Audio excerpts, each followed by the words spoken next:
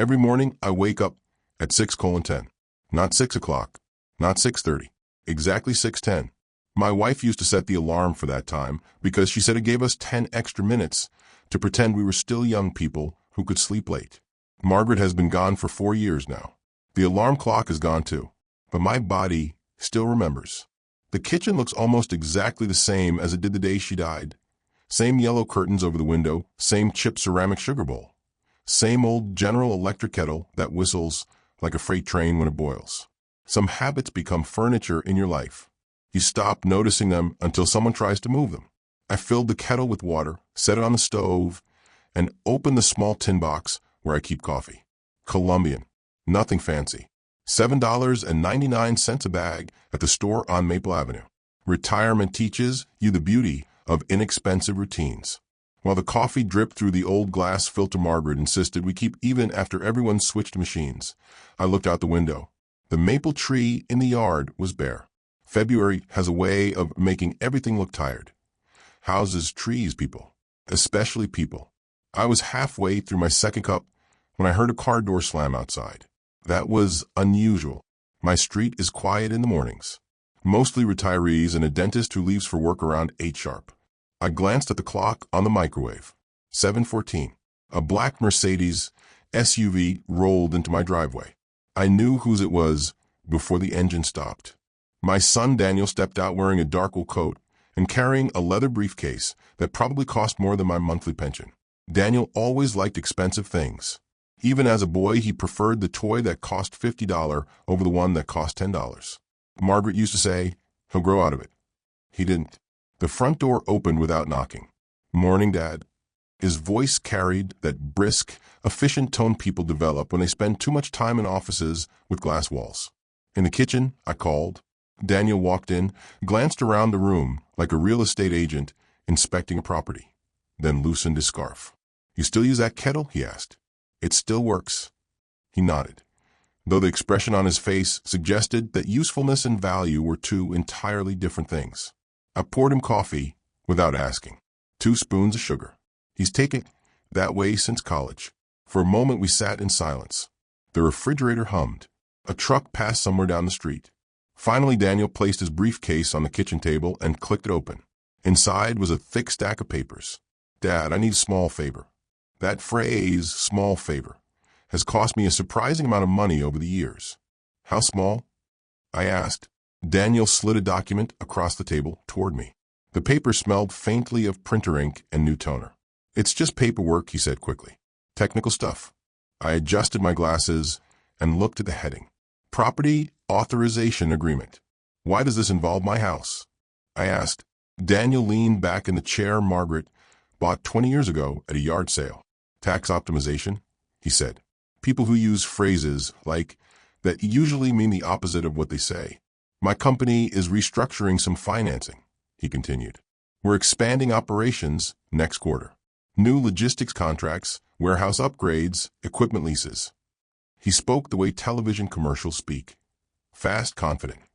Filled with numbers that sound impressive but mean very little. "How much financing?" I asked. Daniel waved a hand casually. "About 400,000. Maybe a little more."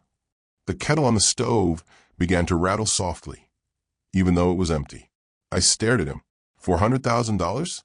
"It's temporary," he said quickly. "Bridge financing. The bank just wants collateral documentation." "And the collateral is?" Daniel tapped the table twice with his pen. "The house." The word hung in the air between us like smoke. "This house," I said slowly, "is fully paid off." "Exactly," Daniel said with a smile that looked rehearsed. "You've got 600,000 in equity sitting here, doing nothing." Doing nothing. Margaret and I spent 32 years paying for this place. Every overtime shift, every skipped vacation. Every winter we turned the thermostat down to 65 to save on heating. Doing nothing. "And what exactly would I be signing?" I asked. Daniel flipped through the stack of papers quickly, stopping at a page filled with dense legal paragraphs. "Just authorization for the bank to use the property as security. Standard procedure." "How much security?" "Dad," he sighed, "you're overthinking this. That's what people say when they don't want you thinking at all. The number sat there in the middle of the page. $480,000. I felt something cold settle in my stomach. You want to borrow almost $500,000 using my house. Daniel leaned forward, lowering his voice like a man explaining something to a child. It's not borrowing. It's leveraging assets. Leveraging. Another word that means trouble. You'll barely notice anything, he added. We just need your signature. Outside, a wind gust rattled the branches of the maple tree. For a moment, I imagined Margaret sitting across the table, watching this conversation with those sharp brown eyes of hers. She had a simple rule about money. If someone rushes you to sign something, the answer is no. I pushed the paper back toward Daniel. I'll need time to read this. Daniel's smile tightened. It's routine, Dad. Honestly, you could sign it today, and we'd be done. No. The word surprised both of us. I took another sip of coffee. Bring the papers tomorrow, I said. To your office. I'll look at them there. Daniel hesitated. Then he nodded slowly. All right, he said. Tomorrow, 11 o'clock. He gathered the documents and slid them back into his briefcase. As he stood up, he added casually, Oh, and the bank's lawyer will be there too, just to finalize things. I watched him walk out to the Mercedes and drive away. The house grew quiet again. The refrigerator hummed. The maple tree scraped softly against the window.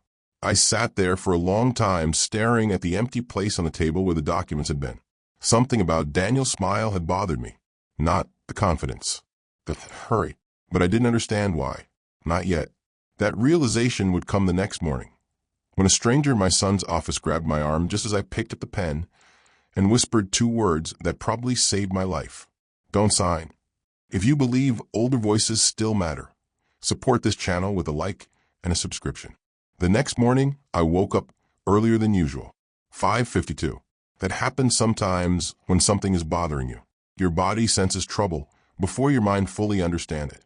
I made coffee the same way Margaret used to, kettle, glass filter, 2 spoons of grounds. The smell filled the kitchen, warm and bitter. For a moment, it almost felt like any other day. Almost. At 9:30, I shaved, something I usually only do on Sundays. Then I put on the gray wool coat Margaret bought me for my 65th birthday. It still fit, though the shoulders had started to sag slightly. Age does that to everything eventually. Daniel's office building stood downtown on Franklin Street. One of those modern glass rectangles that reflect the sky so perfectly you almost forget they're there until you walk into the door. I parked across the street and sat in the car for a minute watching people hurry in and out. Young men with laptops, women in sharp suits, phones glued to their ears. The kind of place where everything smells faintly of expensive coffee and ambition. Daniel's company name was printed in polished steel letters beside the revolving door. Stratford Logistics Group. Inside, the lobby floor gleamed like a mirror. Someone had probably polished it that morning before sunrise. A young receptionist sat behind a curved white desk. Good morning, she said automatically. I'm here to see Daniel Stratford. Her fingers moved quickly across a keyboard. Yes. Mr. Stratford is expecting you. 12th floor. The elevator ride was silent except for the soft hum of cables pulling us upward. When the doors opened, I stepped into a hallway lined with glass offices. Everything looked bright, expensive, and strangely temporary, like furniture in a hotel suite no one truly lives in. Daniel stood near a conference room talking to 2 men in suits. When he saw me, he ended the conversation quickly. Dad, he said, smiling. Right on time. He guided me into the conference room. It was all glass walls and chrome furniture. A long table sat in the middle with a neat stack of papers waiting at one end. The same documents. Only now there were more of them. Daniel poured coffee from a stainless steel machine that probably cost more than my refrigerator. Dad, this won't take long, he said. 2 other people entered the room. The first was a man in his 50s with silver hair and a lawyer's smile. Richard Coleman, he said, shaking my hand. Bank counsel. The second man looked younger, maybe early 30s. Dark hair, thin frame, nervous eyes behind rectangular glasses. Daniel gestured toward him. This is Mark Hill. He's our financial compliance officer. Mark nodded politely, but said nothing. We all sat down. The papers were spread neatly in front of me like a carefully arranged trap. Just standard collateral authorization, the lawyer said smoothly. Very common in corporate financing. He slid a page toward me. The numbers stared up from the center of the document. $480,000. My house. My life's work reduced to a line in a financial agreement. Daniel tapped the page with a pen. Right here, Dad. Initial here and sign at the bottom. His tone was friendly, but there was an impatience underneath it. The same tone people use when waiting for someone to finish tying their shoes. I picked up the pen. The room was quiet except for the faint hum of the air conditioning. I started reading the paragraph above the signature. Legal language has a way of hiding sharp knives inside polite sentences. Irrevocable authorization. Transfer of secured interest. Default enforcement rights. Something about that last phrase made my stomach tighten. Default. I glanced up. Daniel was watching me closely. The lawyer smiled reassuringly. Mark Hill sat very still, his eyes fixed on the papers. I lowered the pen to the page, and that's when it happened. A hand suddenly gripped my wrist. Not hard, but firmly enough to stop the pen before it touched the paper. I looked up in surprise. It was Mark, the young compliance officer. He leaned slightly closer to me, as if adjusting the documents. From across the table, it probably looked like nothing, but his fingers tightened around my wrist. His voice was barely louder than a breath. Don't sign.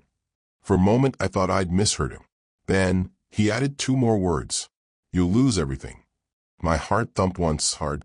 Across the table, Daniel frowned. Everything all right? He asked. Mark released my arm immediately and leaned back in his chair. Just adjusting the paperwork, he said calmly. The lawyer chuckled politely. Paperwork can be tricky, he said. Daniel pushed the document closer to me again. Go ahead, Dad. I stared at the line where my signature was supposed to go. Then I slowly set the pen down. I think, I said carefully, I'd like to read this more thoroughly. Daniel's smile disappeared. Dad, we've already been through this. Not thoroughly, I replied. The lawyer cleared his throat. Mr. Stratford, if you have concerns, we can clarify any clause. I'm sure you can, I said. I stood up, but not today. Daniel's chair scraped sharply against the floor as he stood too. Dad, the bank is waiting on this. I'm sure they are. I buttoned my coat slowly. As I walked toward the door, I glanced once at Mark Hill. He didn't look at me, but just before I stepped into the hallway, he said quietly, Mr. Stratford, would you mind waiting for the elevator? Daniel didn't seem to notice the sentence, but I understood, and for the first time since yesterday morning, I realized my son hadn't asked me to sign a document. He had asked me to gamble my entire life on his honesty, and someone in that room had just warned me the odds were very bad. The elevator doors closed with a soft metallic sigh. For a moment, I stood there alone, watching the numbers above the panel begin their slow descent from 12. My reflection stared back at me from the polished steel walls. A 70-year-old man in a gray coat, holding nothing but a pair of reading glasses, and a growing sense that he had just stepped away from something dangerous. The elevator stopped at 10. The doors opened. Mark Hill stepped inside. He didn't look at me at first. He pressed the button for the lobby and folded his hands in front of him like a man waiting for a dentist appointment.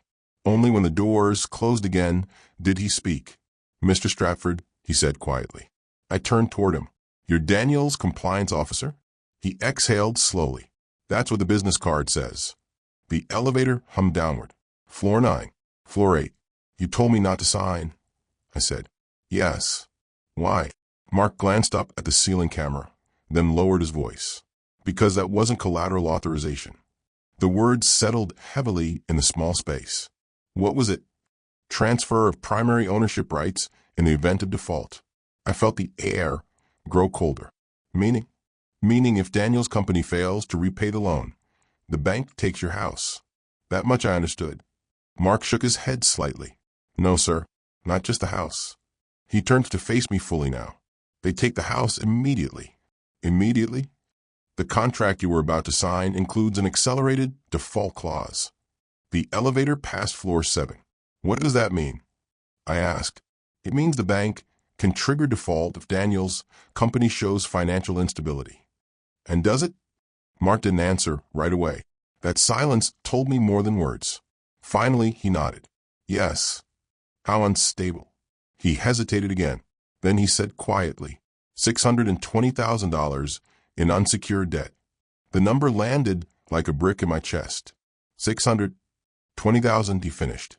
But the document said $480,000. That's the new loan. My stomach tightened. He's already in debt?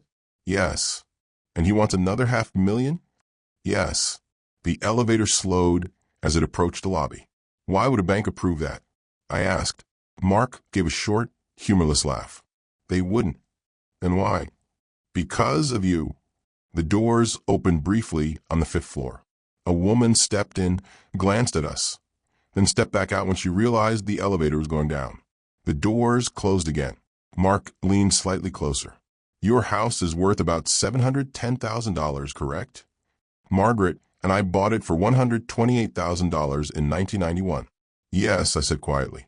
The bank sees a fully paid property owned by a retired individual with no debt. And that makes you perfect collateral. The elevator moved again. Let me understand this, I said slowly. My son takes a $480,000 loan using my house as security. Yes. If his business fails, you lose the house. How quickly? Mark looked me straight in the eye. 30 days. 30 days. 32 years of work. Gone in 30 days. Does Daniel know this? I asked. Mark didn't hesitate this time. Yes. The word echoed inside my skull. Yes. Not maybe. Not I'm not sure. Yes. The elevator chimed. Floor 1 lobby. The doors slid open. People crossed the marble floor carrying laptops and paper cups coffee. The normal rhythm of a weekday morning. Mark stepped out beside me. For a moment we stood near the glass entrance doors where sunlight spilled across the floor. Why are you telling me this? I asked. He adjusted his glasses. Because I read the risk reports. And because my father is 72. That was all he said. No speech. No drama. Just a simple fact. Daniel doesn't know you told me, I said. No. And if he finds out? Mark shrugged faintly. I'll probably lose my job. I studied the young man for a moment. You barely know me. He gave a tired half-smile. I know enough. Outside. The wind pushed dry leaves across the sidewalk. I slipped my glasses into my coat pocket. Mr. Hill, I said. Mark, is there anything else in those documents I should know about? He hesitated again. Then he said something that made my pulse slow to a cold, steady rhythm. Yes. There's a clause transferring temporary financial authority over your property. What does that mean? It means if you sign today. He paused. Daniel could legally refinance or sell a house without asking you again. The glass doors slid open automatically as someone walked inside. Cold February air swept into the lobby. For the first time since Daniel sat at my kitchen table yesterday morning, everything suddenly made perfect sense. Hurry. The rehearsed smile. The phrase, just sign here, Dad. My son hadn't come for help. He had come for my house. And if Mark Hill hadn't grabbed my arm at exactly the right moment, I would have handed it to him with my own signature. I didn't drive home right away. Instead, I sat in my car across the street from Daniel's office building, staring at the glass tower that reflected the pale February sky like a mirror pretending to be the future. People moved in and out of the entrance constantly. Young professionals with expensive coats. Delivery drivers carrying cardboard boxes. Someone laughing loudly into a phone. The world continued as if nothing had happened. But something had happened. A father had just learned that his son was willing to gamble $710,000 of someone else's life. Mine. I started the engine and drove not toward home, but 3 blocks west to an older building on Jefferson Avenue. Red brick. Narrow windows. The kind of place where businesses had been operating since before computers existed. Harris and Doyle, attorneys at law. The brass plaque by the door was slightly tarnished. That reassured me. Inside, the waiting room smelled faintly of paper, dust, and old leather chairs. The receptionist looked up. Can I help you? I'd like to see Thomas Doyle, I said. She checked a calendar. Do you have an appointment? No. She hesitated. Then she looked at me again, more carefully. Mr. Edward Carter, right? I nodded. Her expression softened. Mr. Doyle will see you. 10 minutes later, I was sitting in an office that looked almost exactly the same as it had 20 years ago. Same dark wood desk, same shelves filled with binders, same framed fishing photograph on the wall. Tom Doyle had aged, of course. More gray hair, slightly heavier, but the eyes were the same, calm, patient, annoyingly observant. "Well, Eddie," he said, leaning back in his chair, "you only come to see me when something interesting is happening." I placed Daniel's documents on the desk. "Something interesting is happening." He opened the folder and began reading. Lawyers read differently than normal people. Slowly, carefully, like men checking the weight of a knife. 5 minutes passed, then 10. The only sound in the room was the soft turning of paper. Finally, Tom removed his glasses. "Well," he said quietly, "that's ambitious." "Ambitious?" I repeated. "That's the polite word. What's the impolite one?" He slid the top document toward me and tapped a paragraph with his finger. "Predatory." I felt something inside my chest harden slightly. "Explain." Tom leaned forward. "This contract does 3 things." He raised one finger. "First, it uses your house as primary collateral for a $480,000 corporate loan. Second, it gives Daniel temporary financial authority over the property." "I heard that part," I said. Tom nodded. "Yes, but here's the important detail." He tapped another line of text. It doesn't say temporary management. It says temporary control. What's the difference? Control means he could refinance the house. He paused. Or sell it.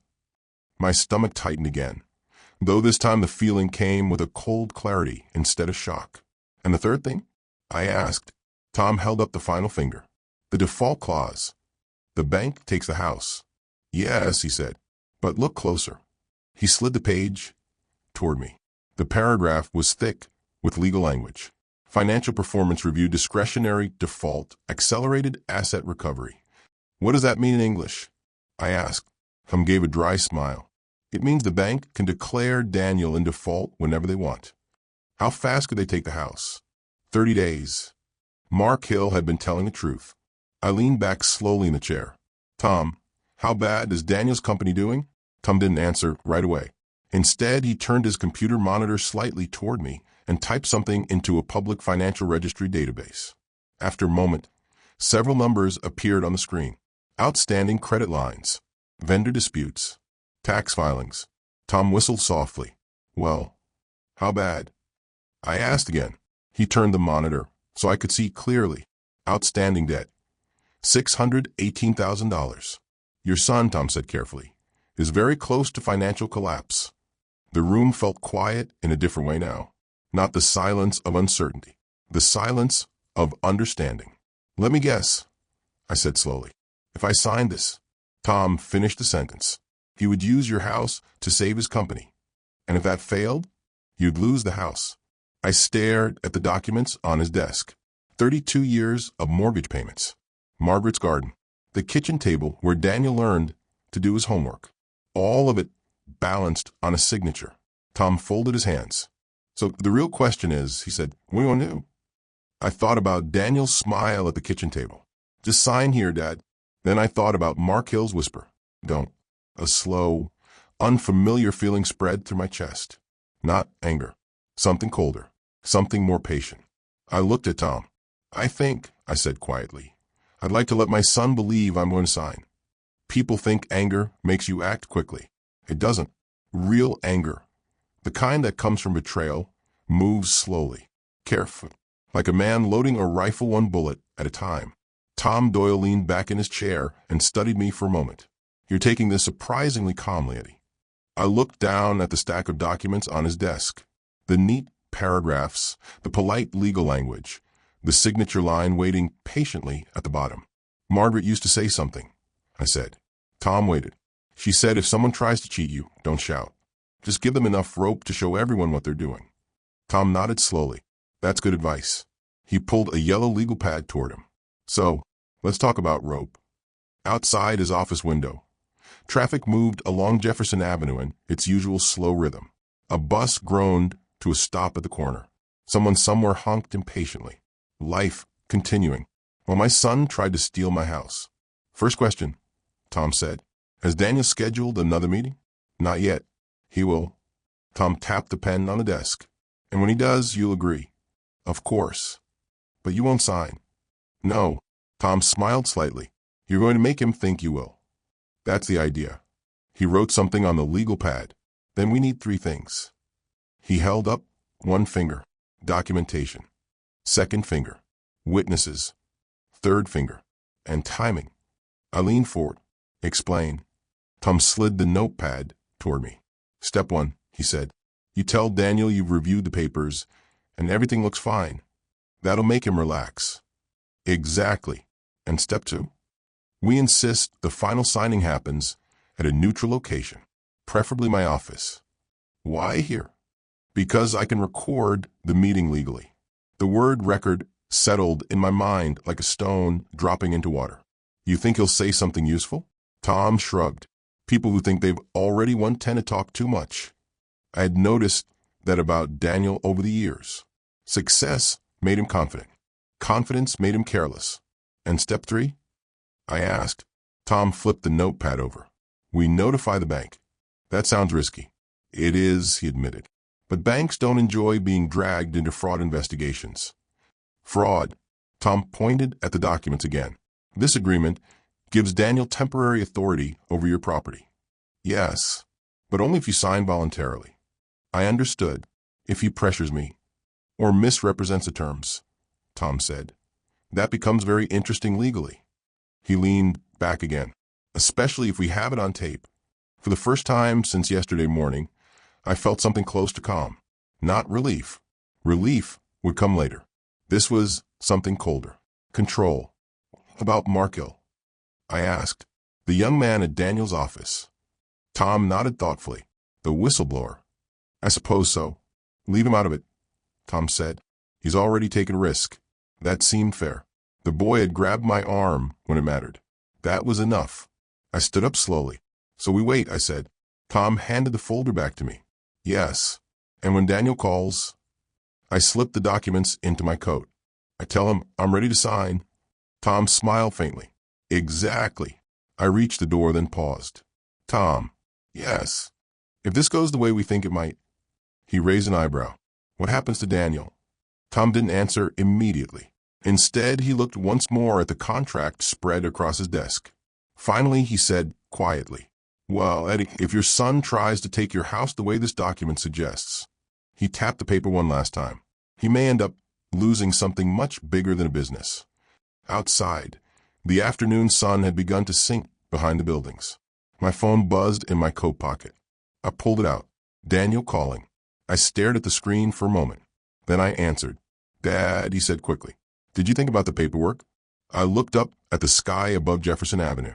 Yes, I said calmly. I did. A brief pause. And Daniel asked. I allowed myself a small, quiet smile. It all looks fine to me. On the other end of the line, I heard my son exhale in relief. And for the first time in this entire situation, Daniel Stratford believed he had already won. 3 days later, Daniel called again. Tomorrow morning, he said, 10 o'clock, we'll finalize everything.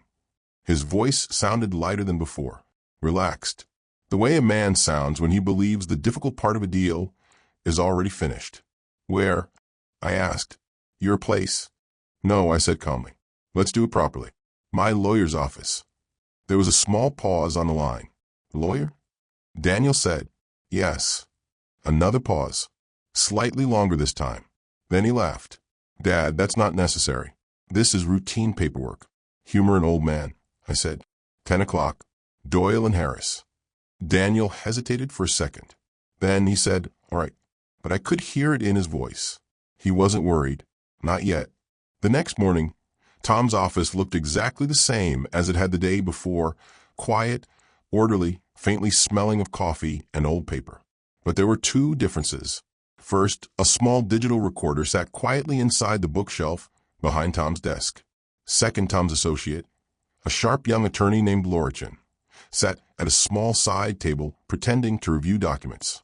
At exactly 10:02 a.m., the front door opened. Daniel walked in. He wore the same confident expression he'd had in his glass conference room 3 days earlier. Dark blue suit, polished shoes, leather briefcase. Behind him came the silver-haired lawyer from the bank, Richard Coleman.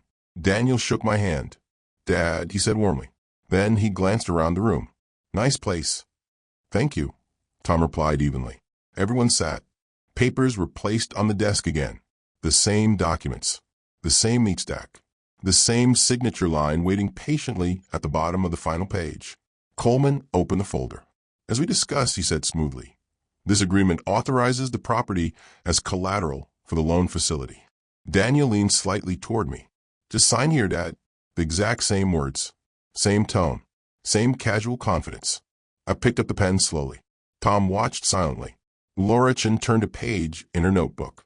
Coleman pushed the document slightly closer. "All perfectly standard," he added. I lowered the pen to the paper and stopped. "Daniel," I said quietly. "Yes." "Before I sign, I want to make sure I understand something." Daniel sighed faintly. "Dad, we already went through this. Just one question." Coleman folded his hands politely. "Of course, Mr. Carter." I looked directly at my son. "If your company can't repay the loan, the bank takes my house." Daniel waved a hand. "That won't happen." "But if it does?" Another impatient sigh. "Yes, technically." "And how much debt does your company currently have?" Daniel blinked. "That's not relevant." Tom spoke calmly from across the desk. "It's actually very relevant." Coleman shifted slightly in his chair. Daniel's expression tightened. "Dad, this is unnecessary." "How much?" I repeated. Silence filled the room. Finally, Daniel said sharply, "About 600,000. But that's normal business leverage." Tom leaned forward. 618,000, actually." Daniel's head snapped toward him. "How do you know that?" Tom didn't answer. Instead, he slid a printed financial report across the desk. Daniel stared at it. For the first time since he entered the office, the confidence on his face cracked. Just slightly. "Daniel," I said quietly. "Did you plan to tell me about that?" His jaw tightened. "It's temporary. And if your business fails, it won't. But if it does?" Daniel slammed his hand lightly on the desk. "Dad, you're overreacting." Tom calmly tapped the document again. "Mr. Stratford," he said evenly, "this agreement also grants you temporary control over your father's property." Daniel didn't answer. "And that control," Tom continued, "would allow you to refinance or sell the house." Now Daniel did answer. "It's legal." "Yes," Tom said, "legal." Laura quietly turned on a second recorder on the side table. The soft click sounded unusually loud in the room. Daniel looked around. "What is this?" Tom folded his hands. "This," he said calmly, "is the part where we clarify whether this deal is honest." Daniel's face slowly turned pale. And for the first time since he had walked into my kitchen with that folder, my son realized something was very, very wrong. The room went quiet. Not the polite silence of business meetings. The kind of silence that arrives when everyone suddenly understands something important. Daniel looked from Tom to Laura to the small black recorder now sitting openly on the desk. Then he looked at me. "What is this supposed to be?" he said, his voice tighter now. Tom answered calmly. "A clarification meeting." Coleman, the bank lawyer, shifted uncomfortably in his chair. "Mr. Doyle," he said carefully, "I'm not sure what you're implying here." "You're free to leave," Tom replied politely. Coleman hesitated. "Lawyers are trained to sense danger the way sailors smell storms." And at that moment, I could almost see the calculation happening behind his eyes. Finally, he closed his folder. "I think," he said slowly, "I'll step outside and make a phone call." He stood up and walked toward the door. The moment it closed behind him, the temperature in the room seemed to drop 10 degrees. Daniel leaned forward, his hands flat on the desk. "This is ridiculous," he said. "Dad, what exactly are you trying to prove?" I folded my hands in my lap. "Nothing," I said quietly. "I just wanted to understand the deal." "You already did." Tom slid another document across the desk, a printed financial summary. Daniel glanced at it, then pushed it aside. "You had no right to pull my company records." "They're public filings," Tom said. Daniel turned back to me. "Dad, listen to me. Businesses operate on leverage. Debt is normal. This is how expansion works." I watched him carefully. His voice had changed. Less confident now, more urgent. You told me the loan was $480,000. I said. It is, but your company already owes $618,000. That's temporary. And if the company fails? Daniel shook his head impatiently. It won't fail. That wasn't the question. For a moment, he didn't answer. Tom spoke quietly. Mr. Stratford, the agreement you asked your father to sign would give the bank the right to seize his property within 30 days of default. Daniel rubbed his forehead. You're twisting this. No, Tom said. We're reading it. Laura Chin turned another page in her notebook. The faint scratching of her pen filled the room. Daniel suddenly laughed. Short, sharp. Fine, he said. Let's stop pretending. He leaned back in his chair and looked directly at me. Yes, I needed the collateral. Finally, the truth. But it's not what you think, he continued quickly. Dad, this is an opportunity. The company just needs breathing room. One big contract and everything stabilizes. And if that contract doesn't come? I asked. He didn't answer. Instead, he pointed at the document. That house is sitting on $700,000 of dead equity. Dead equity. Margaret would have hated that phrase. That house paid for your education, I said quietly. Daniel sighed. And now it can help save the business that education built. Tom leaned forward. Did you intend to tell your father about the clause giving you control over the property? Daniel's jaw tightened. It's legal. That wasn't the question. Silence again. Finally, Daniel said, he didn't need every detail. The words hung in the air like smoke. I felt something inside my chest settle into place. Not anger, not even sadness, just clarity. So the plan, I said slowly, was for me to sign and hope everything worked out. Daniel spread his hands. That's how business works. No, Tom said quietly. That's how gambling works. Daniel slammed his hand on the desk. Oh, come on. I'm trying to build something here. At whose risk? Tom asked. Daniel didn't answer. His eyes flicked toward the door, where Coleman had disappeared, then toward the recorder, then back to me. And in that moment, I realized something strange. For the first time in his life, my son looked afraid. Daniel sat very still. Fear changes people in small ways first. Shoulders stiffen. Voices become careful. Eyes stop wandering and begin calculating exits. My son was calculating now. Tom Doyle folded his hands on the desk. Mr. Stratford, he said evenly, your father was asked to sign a document that transferred control of a $700,000 property without full disclosure. Daniel rubbed his temples. Oh, for God's sake. No, Tom said quietly. For the record. Laura Chin continued writing. The soft scratch of her pen sounded like a clock ticking down. Daniel leaned forward toward me. Dad, listen, this has gotten blown out of proportion. I said nothing. He lowered his voice, switching to the tone he used when he was a boy asking for something expensive. You know how business works. Sometimes you have to take risks. Yes, I said. I've noticed. This company is my life, he continued. I built it from nothing. You built it with a lot of borrowed money, Tom said. Daniel ignored him. Dad, if this deal goes through, we stabilize the company. In 2 years, the house would be completely safe again. And if it doesn't? I asked. He looked away. That's not the point. It was exactly the point. At that moment, the office door opened again. Richard Coleman stepped back inside. His expression had changed. Professional politeness had been replaced by something colder. Mr. Stratford, he said, looking at Daniel, I just spoke with the bank. Daniel sat up quickly, and Coleman placed his folder on the desk. The bank was unaware that the collateral owner had not received full disclosure of the terms. Daniel's face tightened. That's ridiculous. Coleman continued calmly. Given the circumstances, the bank will be withdrawing the loan offer. Silence. Daniel blinked. You can't do that. Yes, Coleman said. We can. Daniel stood up suddenly. You're overreacting. This is a normal financing structure. Coleman shook his head. No, it's not. Tom leaned back slightly, watching quietly. Coleman continued. The bank will also be reviewing the documentation process used in this proposal. That sentence landed heavily in the room. Daniel understood what it meant. Investigations, audits, questions. Lots of questions. He turned toward me. You did this. I met his eyes. No, I said calmly.